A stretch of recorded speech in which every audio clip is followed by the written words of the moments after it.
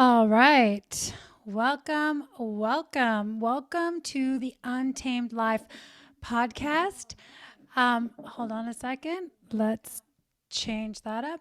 All right. I am rolling this podcast recording live on Facebook today. I don't know. I was a little inspired. I was a lot inspired to talk about this topic live. So here we are. If you're joining me today, I'm going to share some relationships, some things I'm seeing in relationships that are absolutely killing your relationship. So if you guys are currently in a marriage or a partnership, and you feel like you have maybe been running in circles, repeating a lot of the same things over and over again, just struggling, right, to get on the same page, you're unfulfilled. The truth is, you're unhappy in your relationship. If you're truly honest with yourself, you are unhappy in your relationship. And you know it could be so much better. So if this is you, say hello. Let me know that you're here. I know that's hard to acknowledge, or maybe you're watching silently. That's okay too. But I want to share some things that I have seen. And I was starting to write a post, actually. I was starting to write a post that was going to say, no, this is not going to save your marriage. None of these things are going to make your relationship miraculously any better. None of this is going to make the things go away that are going on right now. And I want to check in with you guys and see, are we doing this? Are we playing these games in our relationship? Are we going through these habits? So I'm going to jump right in, and then I'm going to show you how it shows up.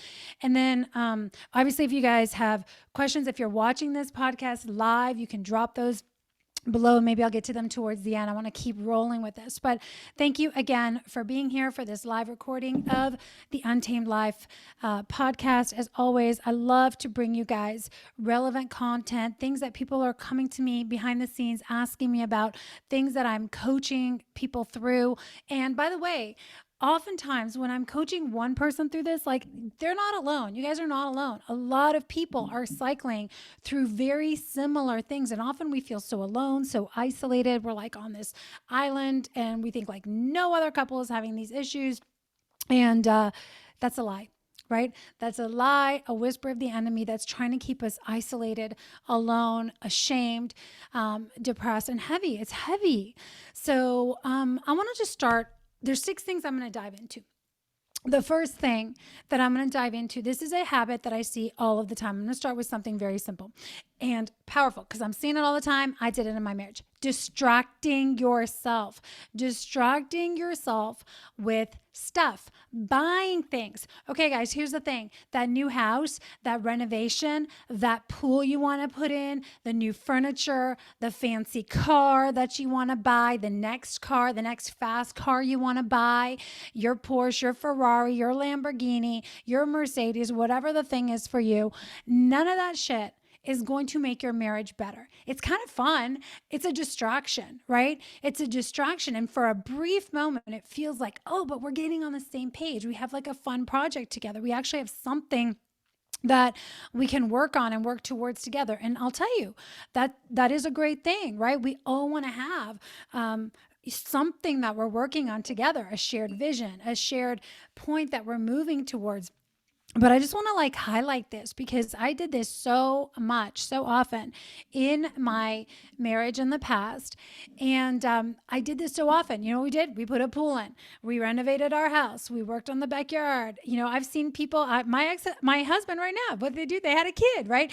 Having another kid is still a distraction because, and I'm not saying having kids is a distraction, but be careful when things are rocky and you're like, oh, you know, this one thing is going to save our marriage. It's going to bring us close together again. Be very, very careful where you're at as a couple when you start creating or engaging in new things. Is it a distraction? So I want to say, like, check your hearts on this one. One of the worst pieces of advice actually is follow your heart, because your heart is so easily hijacked, my loves. Your mind is totally easily hijacked. Your heart, we got to check the desires of our heart. We got to ask ourselves, what are we actually desiring this for? What are we longing for here? What are we actually trying to satiate with this thing. And I just want to, I'd love if whether you are listening to this live or afterwards, it's like, really, how many times have you done this inside of your relationship or even in your own life? You distract yourself by buying more stuff, right? Going on more trips or whatever. But then you get home and it's kind of like the same old shit, different day, same old shit, right?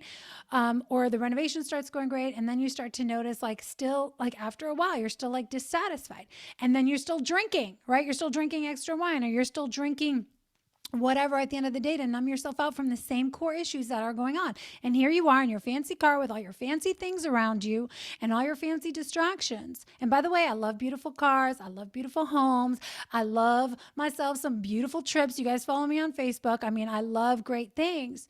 But there's a difference between chasing those things and trying to fill a void with them inside of your relationship rather than really talking about the things you two long for together as a couple, as individuals, and having these conversations be part of the regular day-to-day life so that these other things are sort of just like cherries on top, right? They're adding to the relationship. They're not, making the relationship. And I wanted to say this because honestly, I work with, and again, every time I say I work with people, like, I have gone through it. I'm one of those people that I believe, like, you can't coach, you can't take people where you haven't been.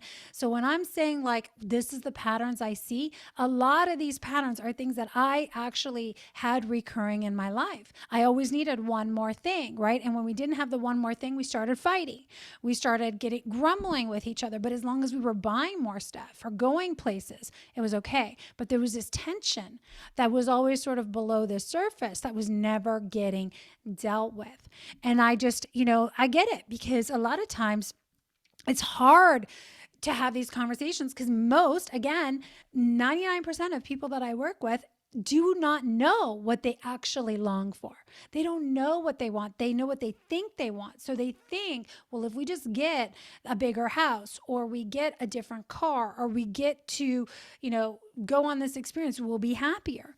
But again, is this a Band-Aid? There's a lot of people wanting Band-Aids, relief, but not deep healing, not deep connection, right? They don't want to do the work. They just want, like, make it feel better for now. Make the pain go away of this arguing. Give her what she wants. And I heard all kinds of things here, right? Like, women, we have forever used sex as a tool to get what we want too, right? That's part of the wounded feminine energy, that manipulative little game of, like, okay, I'll give you what you want if I get what I want. And we manipulate sometimes unconsciously, maybe, or consciously, right? And then when we don't get what we want or we're not happy, we pull that beautiful sensual energy back. Like, that's a thing that happens. And so there's a whole dance that goes on with that. But are you distracting yourself with stuff inside of your relationship? Are you guys just accumulating more garbage, more things that don't satisfy you at a soul level, that don't actually become the glue that holds your relationship together? I sat there in a beautiful home with a beautiful pool in a beautiful neighborhood, sleeping next to my ex-husband, feeling so alone and so disconnected and so unheard and so unloved, and, all of those things. And I could never figure out, like, what is up with that? Why do I feel so alone and isolated? And it was because we were distracting.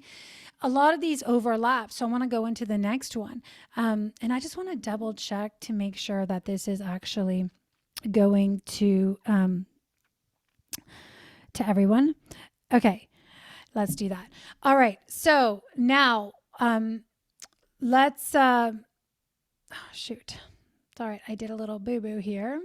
But that's okay. We're going to keep going. So distractions, number one. Second thing that I'm seeing a lot is suppressing and ignoring. Suppressing and ignoring. So we're suppressing our emotions. A lot of us that grew up also in the place, well, if you don't have anything nice to say, don't say anything at all, right? And so this stuff kind of builds up. There's a little thing here and a little thing there, and we're like, well, it's not that big of a deal. I'm going to just, like, I'll sweep it on the rug. It's not that big of a deal right now. It'll be fine. right? It'll pass. This too shall pass. And the thing is like, no, it's not going to pass, right? And when we do this, when we suppress, we kind of like just push down. And I'm not saying, I want to be cautious about this, but Mark and I have this saying, and you guys hear me talk about it a lot on the podcast. It's like, we made a commitment. One of our standards is that we get to keep the energy clean inside of our relationship. That means we're always sort of sweeping house, and these little things that come up, there's little resentments that start to build up, and we don't realize they're a result of moving into transaction mode inside of our relationship.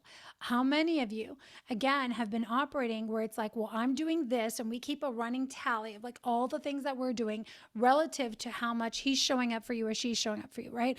And I've heard all kinds of things. I've heard stuff from the men I work with. They're like, well, I've supplied all the money, and I've created this company, and I've done this, and like she hasn't done shit, or she has only done da da da da da, right? And then I hear from the women, they're like, I'm always doing everything for him, right? I basically have to plan everything for him. I have to think for him. Da, da, da. And these women are like treating their men like boys and little boys, and they're over mothering sometimes, or, and we've got this like transactional bartering energy going on inside of our relationship. We're keeping score. Such a dangerous thing. But we start keeping score when resentment and resentment and keeping score, they go hand in hand. Or we feel like we're over giving, or we're giving from an empty place. We're actually not giving ourselves permission to nourish ourselves, right? And so we're doing a lot of things out of obligation energy. And it's tough because it starts off, most of the time, it starts off with a good intention, right? We start off with a good intention. Like, we want to give to our husband, we want to give to our kids, we want to give to our wives, whatever. But then like something weird happens and the energy starts getting dirty, right? And all of a sudden you're resenting them, and you're like getting bitter, and you're feeling like, there's some distance going on between the two of you. So I'm curious, can you relate to any of these? So we suppress, right? We suppress our actual feelings, and we try to sugarcoat them or ignore them. And I want to raise my hand on this because I also used to really pride myself in all of the mindset work that I did. So it was like, you got to be positive. How do we positively frame this? Like, what's the lesson? Right. And so what I would do is I would not honor the emotions that were coming up for me because they were not acceptable for me. To be honest, they were not acceptable. It was not okay for me to be angry. It was not okay for me to be upset. I had to always like move on, like, okay, just move on, girl. Right. And I couldn't be honest about my emotions with myself first, let alone my partner. So I wanted to bring that up because sometimes we are feeling these things, and then we actually feel bad that we're feeling bad, which is ridiculous. How many of you have felt guilty that you're feeling guilty, or have felt bad that you're feeling resentful, and you're like shooting all over yourself? Like, how on earth could I be resentful when he's doing all this, or I'm doing this? And like, we're literally just beating ourselves up for whatever's coming through that we're feeling, instead of just being able to honor the emotion, honor the feeling that's coming up, and getting curious with it. So this suppressing and ignoring is really just bypassing. We're setting it aside. We're like, not here, not now. I'm just going to not deal with this. We ignore it, or we just don't honor it, and we try to like make it better right away. And that's like kind of trying to, and you guys, if you are not familiar with the emotional frequency chart, David Hawkins' work in Power versus Force is something I use a lot in my work. A lot of people are trying to jump right from grief. Maybe something happened in their relationship and they're still grieving. They want to jump right from grief to like joy. And it's like, that's a huge jump to make. And so sometimes we expect our partner to do these huge jumps, like something happened that really hurt them or broke their heart or they've really struggled with. And we're like, what's wrong with you? Like, why can't you just be happy? Can't you see all this amazing stuff in our life? Like, how can you? And we're so judgmental of each other. And so this is, again, the judgment and the shame causes a lot of us to suppress and ignore. Right. And ignore. And so the third behavior I see is, so just make sure, like, check in as you guys are listening to me. I'm curious, like, do you see yourself doing this? I caught myself doing this recently where I was like, it was over my birthday weekend. I'm not going to go into all the details, but I was trying to like, I desired something. I longed for something. I was looking forward to something. And, a series of events happened where, I didn't speak my truth. I didn't speak my truth, and I settled kind of a little bit. And I was like, well, I'll just make it work. I'll just make it work. But really what started to happen is I didn't honor what I truly longed for. I did not have the conversation with my husband. I tried to make it better. I tried to please everyone. I tried to be positive. And in the end, it created a hot mess. Not a hot mess. Like, we don't really have huge hot messes, but there was a night where, we really had a rough night, and we had to have some heart to heart conversations for the next couple of weeks about what happened there. Where did we miss the boat? Right. So we did not keep the energy clean. And part of this is creating a safe space where you can actually talk about things without being judged, without your partner blowing up, without you blowing up on your other partner. If they say, I'm upset, like, are you immediately trying to make them feel better? Well, you shouldn't be upset. Why are you upset about that? You shouldn't fill in the blank. These are some of the most poisonous words you can put into your relationship. When your partner says, I'm sad, I'm upset, I'm angry, I'm hurting, and you say, you should not feel that way. That is so, like, talk about feeling unseen and unheard. So we shut down, right? And then we move into the third common habit that I see is hiding. And hiding and suppressing go hand in hand. And of course, sometimes we hide in our distractions, right? But I'm talking about, if you're hiding. And it's been so interesting for me working with men and women. And I'm generalizing a little bit. I'm not saying that it's one gender versus the other, but I will say this is definitely a much more common pattern that I've seen in men in the masculine, or women who are very much in their masculine energy, is like hiding, right? And again, this is just purely a reflection of my own life and my work. I'm not saying that's how it is for everyone. We all hide in certain levels, because again, hiding is coming from being ashamed. And a lot of times it's like we're ashamed that we can't figure it out. We can't make things better. Like, how on earth can we keep fighting about the same thing day in and day out? How on earth, can this still be a problem? Like, what is wrong with me? Right? And so we hide in our work, right? Like, how many people are hiding in just being all consumed by work, and work becomes everything. Guys, come on, I'm talking to you right now, right? Like, I'm talking to the women and the men, but this is a pattern that I see. It's like, I don't want to deal with it. I'm suppressing, I'm ignoring. Maybe you're distracting yourself, and there's all this hiding going on. And here's the thing, the longer you hide, the heavier you feel. The longer you hide, the more depressed you get. I want to say that again. The longer you hide, the more depressed you get, because you are suppressing and depressing such heavy emotions that are stacking, that are not being honored, that are not being seen, that are not moving, that are not being processed. You got to process things and move them out of your atmosphere, move them out of your physical body. So if you're holding on to all these unspoken desires, longings, pains, irritations, whatever this stuff is, and you are not addressing it, you're not processing this stuff, it's literally creating toxic buildup. And so this is why we feel heavy. And then when we feel heavy, we want to hide, right? We want to just go to the safe place. And maybe for some of us, where that safe place is, for some of us, that's we stop doing the things we love, right? We stop working out, we stop with the hobbies, we stop whatever, and we go and hide where it's comfortable.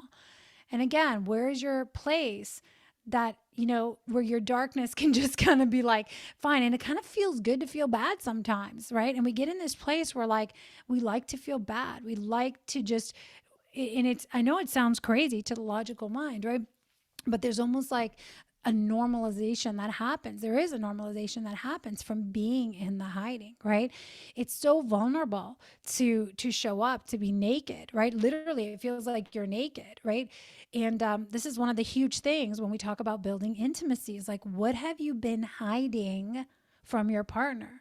Right? What have you been hiding from yourself? And again, this hiding conversation is a lot of us don't even realize, that we are hiding things. A lot of us don't even realize that we've been hiding. It's so much of this is happening below the scene. It's so unconscious until it's not, and it's brought to the surface. And at that point, we get to go, okay, this is real now. And on that note, I just want to say, do you really want the healing?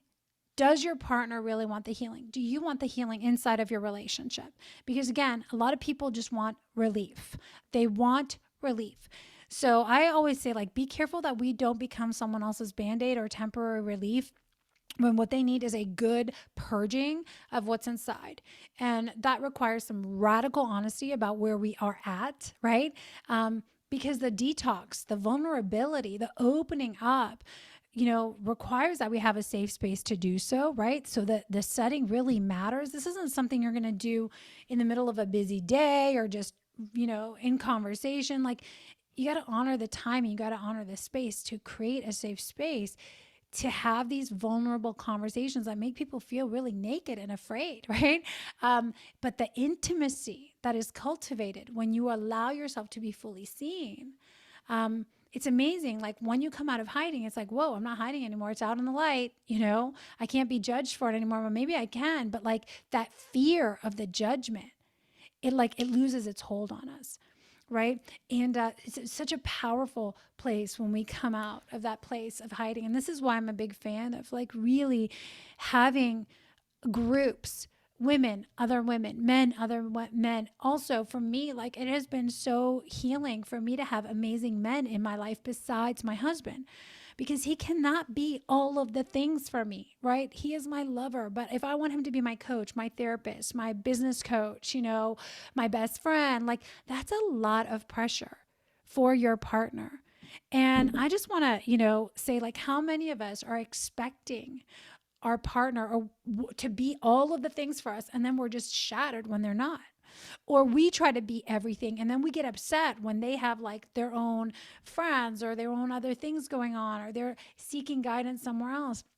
And I mean, I can't tell you the amount of times like I've, had this amazing insight, and I'm like, babe, I want to share this with you. And because I saw my husband struggling, and I kind of like shifted a little bit into coach mode. It's so tempting. You got two coaches that are married to each other, but like, I shifted, and then I realized like, oh no, he doesn't receive that from me when I'm in coach mode. He receives when I'm just opening up to hold space for him as a woman, as his wife, as his lover, right? So be careful that we're not, I kind of went on a little tangent here, but that be careful when we're putting so much weight on the other person being everything for us, or so much weight on us being the everything for everyone else in our life, because that also is really heavy. That's a lot of burden. It's a lot of responsibility, which is fine. To whom much is given, much is required. We've got to continue to build capacity, right? So that we can be and bring more of our presence to the people in our circle. And at the same time, it's just like, we got to get real about like, am I vulnerable? Do I have a safe place to share what's on my heart, what I'm struggling with, what I'm going through?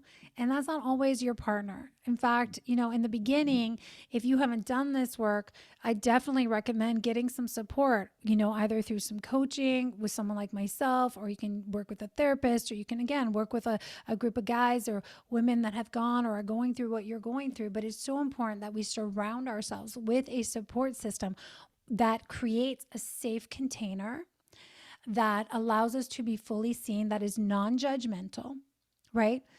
Where we can kind of move through this and be held. So, number one, distractions. Getting new cars, getting new renos, having another baby when things are hitting the fan, right? Like, we all know those kids that are born like 7 years later, and you're like, what was going on in your marriage during that time, right? Not always, but that's a common story. And distracting ourselves, hiding. Here's number 4. And by the way, again, these are all very much like they're intertwined, right?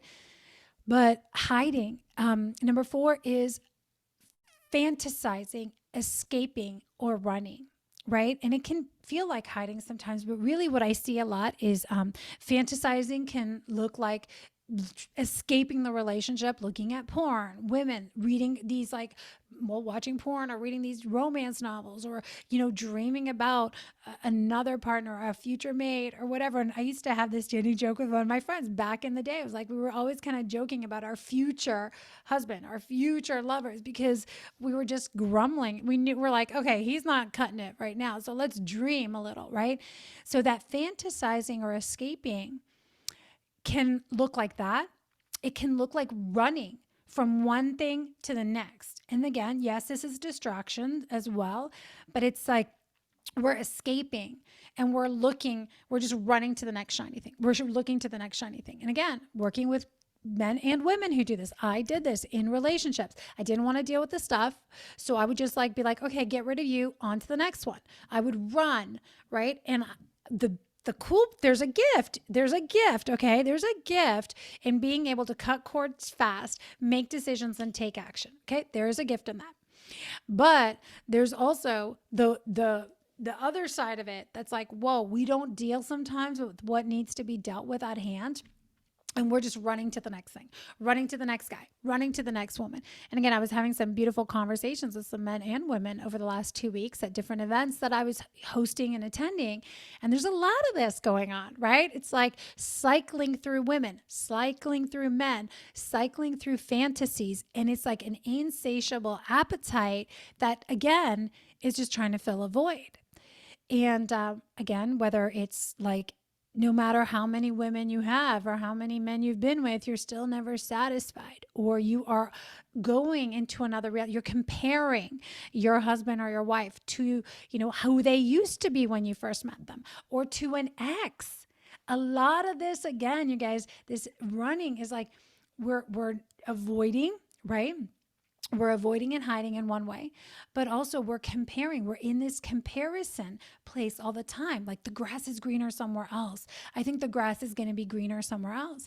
And we have not cultivated the strength, the discipline, the wisdom to know and understand, wait a second, what if I start to fertilize this grass?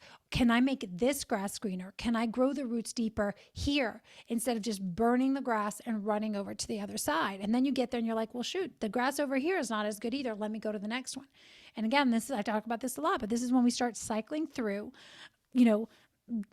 different experiences, different people over and over again. But it's like, again, same problem, same energy, same spirit, different name, different outfit. I talk a lot about relationships today because I'm talking about these are the common problems I see in relationships, but also when I'm working with people in their business, whether it's their executive teams or employee stuff that keeps showing up, because again, all problems are relationship problems, right? Whatever the thing is. Right? If you're escaping, you're trying to like run towards the next solution, and you're just putting out fires all the time, you realize, man, the same fire keeps showing up. Who is the one setting the fire? You, right? So until you deal with your desire to light that match, you're going to keep setting fires everywhere you go. Until you deal with the roots, you're going to keep burning the grass everywhere you go, right? You're going to keep cycling through these patterns. So how are you fantasizing, escaping, running? I just want to share like a big one for me. Again, I used to be like, okay, done with you, on to the next thing. I did this in relationships. I did this with projects. I did this with sometimes staff. I did this just like, it was like my MO, right? So again, there's a beauty in each one of these things, and the fact that like, okay, you don't hold on to things longer than you need to. You can move on, you can make decisions, you can take swift action, but we want to find that place of integrity, of balance, where it's actually really healthy to release, to take action and move forward, and also to have the wisdom and discernment to go, what's going on here that I'm trying to run away from? And what is it that I'm running towards? You guys, if you're here, say hello. I cannot tell if anyone is here or not by the screen, the way everything is set up. I don't usually run my lives this way. I don't usually do my recorded podcast this way, but I just felt on my heart that I needed to share this live. Someone needed to hear this. Okay, that's 4. Here's number 5. So number 5, the 5th behavior that I see happening over and over again. This is destroying this is like totally destroy your marriage, and sometimes this is well-meaning. A lot of us are well-meaning when we do this. Hey, Danielle. But it is talking about the problem over and over and over and over and over again. Oh, we need to talk about this again. We need to talk about this again. And what you notice is like every day you're talking about the same problem, but the problem is not going away. And actually, the problem is not getting better. In fact, you're getting more frustrated, more resentful, more angry, more disconnected. And you're like, but we're talking about it. We're not hiding it. What's going on? And so I want to say there's so much here. And one of the questions I asked in a previous podcast is we've got to be so conscious about the energy that we are initiating our conversations in. So if we are starting these conversations from a victim stance, it's like, oh, poor me, I'm always the one having this happen to me. Or like we're in this like victim and aggressor loop, right? And we are attacking each other, or we're defending ourselves from each other, or we are the problem. The other person's the problem. What they're doing, what they're saying, how they're saying it. You're the problem all the time that needs fixing, right? And we're talking about the problem all the time. There's a couple things here. Is like, number one, be conscious of how you are initiating this conversation. A lot of times we're talking about problems when we're frustrated, when we're tired, when we're irritated, when we're ready to like blow a lid, walk out the door, right? We are using passive aggression, sarcasm. There's all these different ways that we try to poke the bear, right? We're actually not talking about it from a place that is calm, grounded, wanting to resolve and work together on the same team towards a solution, where we actually say, this thing, not you, not me, there's this thing going on. Let's put it in front of us. Let's look at it. What is actually going on there? What are we facing? How do we work through this, right? And realizing we are on the same team. I cannot tell you the amount of times that I work with people, and I work with couples. You guys, I do a lot of couples coaching, right? So if you want to learn more about that, you can reach out to me. But I work a lot with couples, and I'll work with the woman separately and the man separately on purpose. We don't do these joint sessions all the time. In fact, it's very rare. But the reason why I do this is I want to really understand where they're coming from, what they desire, and what work they have to do on an individual basis. And what is always beautiful is to see that oftentimes they are fighting and fighting and fighting every day about something that they actually both want the same outcome on, right? They both want the same thing. They both want the same outcome. They're both coming from a really good place, but they're stuck in this loop of feeding the victim consciousness, of feeding the enemy inside of their relationship, instead of honoring one another and working on consciously creating what they want. So talking about the problem over and over again does a couple things. It continues to feed all of your creative thought energy towards what you don't want, what you don't like, what the problem is. Talking about it physically over and over again, speaking creates spells, right? So when you keep saying, I'm so frustrated, I'm sick and tired of this, I'm sick and tired, be careful what comes out of your mouth. When you're saying you do this, you are this, and you are attacking someone's character, you're literally attacking and speaking words over their character. Those are you guys are casting spells over each other, right? And you're casting spells over your relationship. And again, how much of our spoken word, because words create, like you need to speak it into existence. And we don't realize like we're speaking to the thing that we don't want all the time. We're feeding so much of that creative energy towards it. Our thought energy, our emotion, right? So many of the times we're engaging from a place of frustration, anger, resentment, bitterness, judgment. And it's crazy. So when you start stacking all these up, you're like, wow, the amount of thought energy, the amount of spoken vibration, sound frequency, the amount of heart and emotional energy that is going towards feeding the problem. What we don't want is crazy. What if we redirect that? Redirect our words, redirect our thoughts, redirect our heart to at least find a neutral ground, right? So that we can start to talk about what we actually desire and long for more of. And again, I'll tell you, when I ask people, I ask couples when they're together, I ask the husband, the wife, I ask my clients all the time, so what do you want? And most of the time, I'll tell you, over 90% of the time, immediately they tell me what they don't want. I say, well, what do you want? They'll tell me what they don't want. And they don't only tell me, but they start going into a huge story about it. And you can see they're like, emotional body is also getting all riled up, and like they're feeding so much of their energy to this, and I have to keep redirecting them. So what do you want then? You just told me what you don't want again. You just told me what you don't like. And I hear this a lot from the guys, especially the guys that I work with, that are like, I'm asking her what she wants. She's not telling me. She's only telling me what she doesn't like that I'm doing. And they're like, I can't do anything right? And we're so programmed to fixate on that. So be aware of that. I'm going to go about the last one. So the switch there is to get clear on what you do want, and we can start to create conscious language, conscious thoughts, conscious emotions that move us together towards what we want to create more of, what we're moving towards. And oftentimes, you guys, again, it starts with creating a neutral, grounded place. A lot of people want to move right from total disconnection to like, ooh, bliss and joy. And like, we have a shared vision. You cannot get to a shared vision together until you, again, clear up the stuff that you've been hiding, right? Stop with the distractions, bring things to the surface, right? And we can start to clean house a little bit and create some space so that some vision, some shared vision could start to come through.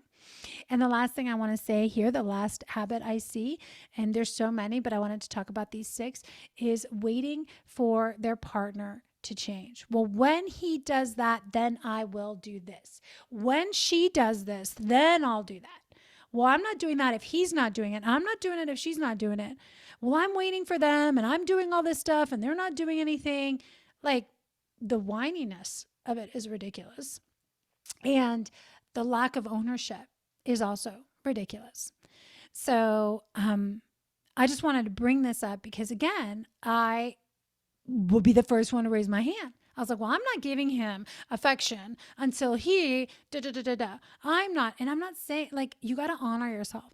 But at the same time, if you're waiting for your partner to go first, and it can be the simple things like, is he going to hold my hand first, or is she going to hold my hand first? Are they going to initiate sex, or am I going to have to do it again? Are they going to initiate a conversation about this? I'm upset, right? We're starting to feel the energy get mucky between us. We could start to feel a little bit of tension in the air. We're on the way to date night or whatever.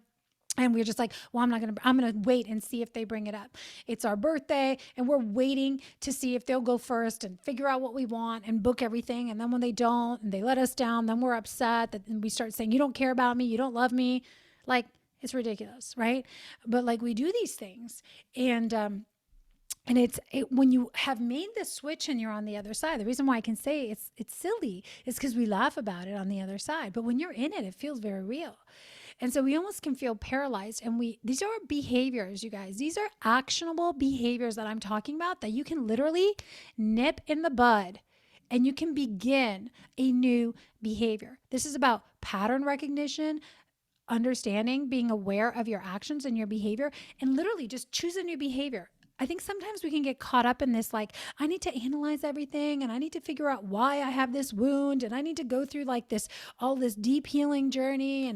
And like, we love to go down the rabbit hole, and man, no one loves deep conversations and rabbit holes more than me. And at the same time, it's like, sometimes you just need to change your language, right? Sometimes you just need to say that one thing differently and boom, everything opens up and the communication goes so smooth. Sometimes you just got to be the first one to reach over your hand and say, you know what? I love you, right? Sometimes you got to be the first one to book the trip, or sometimes you got to be the first one to say, I'm really hurting right now, and not wait. Sometimes you've got to be the one that says, I'm not going to distract myself with this thing anymore. I'm going to put this habit down and go and do the work that is required in these 6 arenas, right? Go and do the work. So in recap, 6 things I see. Number 1, ignoring or suppressing, pressing down, right? The second one, distracting ourselves usually with like buying things or, there's lots of ways it shows up. This is just really how it's showing up in the people that I'm working with and also in my own life, like just needing one more thing, fantasizing, escaping or running, hiding, and a lot of these are really heavy, right? So especially those suppressing and hiding, there's a lot of guilt and shame attached to those. And it's amazing how quickly that stuff just dissolves once you come out of those places. Talking about the problem over and over again, feeding your life force, all of your thought energy, your spoken energy, your emotional body to the things that you don't want in your relationship instead of the things that you do like, the things that you do appreciate, the things that you want to experience more of together, right?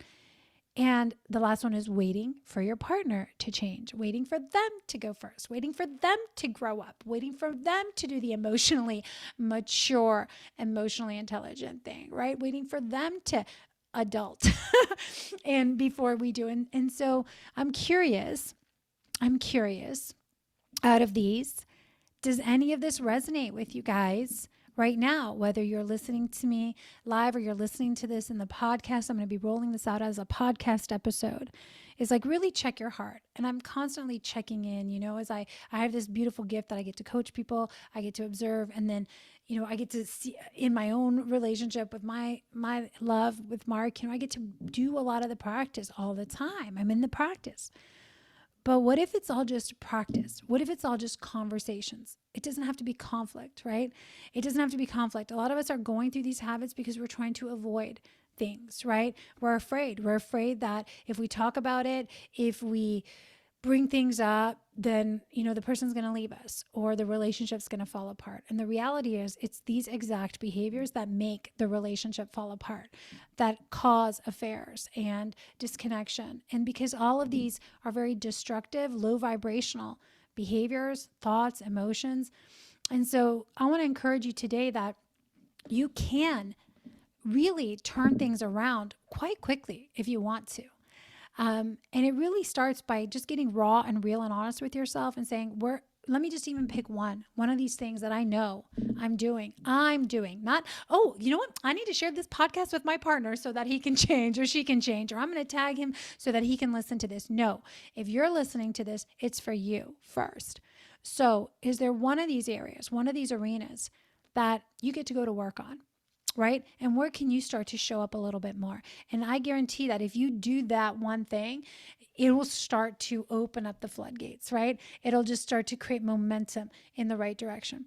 So you guys, as always, I'm here to support you in this process. If you'd love to dig further into this work, it starts with having a safe place, a safe container to just be raw, be real, be vulnerable, and know that it is safe. You can talk about it with no judgment. So I'm here to support you guys, to take you through the process of maybe unearthing some of these things that you're not even aware of, to gain clarity, to support you in how to bring these things up and communicate in a way that will be also received on the other side. So if you would love to learn more about how you can go deeper into this work, I encourage you to reach out to me. If you're listening to the podcast, the link is in the show notes below. If you guys are listening to this elsewhere, there's a way to connect with me through DMs, or you can find me on Instagram at the Christine Jewel on Instagram, and just reach out. And we could see how I can support you. There's a couple of different options. So I want to thank you for being here. I want to thank you for your time. I know it's valuable. And yes, listen to this, let it marinate, reflect on it. And of course, share it with someone that it needs to hear this message. Share it with someone that needs to hear it, not because you're trying to fix them, not because you want them to change, but because it really added value to you. You're inspired to take action, and now you're passing the baton on. So thank you again for being here. Those 6 behaviors, man, they are prevalent and evident. We're all responsible. We do them from time to time. But when you start being the one that raises your hand and says, I'm going to take ownership, I'm going to go first, I'm going to talk about these things, I'm going to start to shift them, everything starts to change. So I love you. Thank you for being here. Until next time, here's to loving fiercely and leading courageously in the untamed life. Bye for now.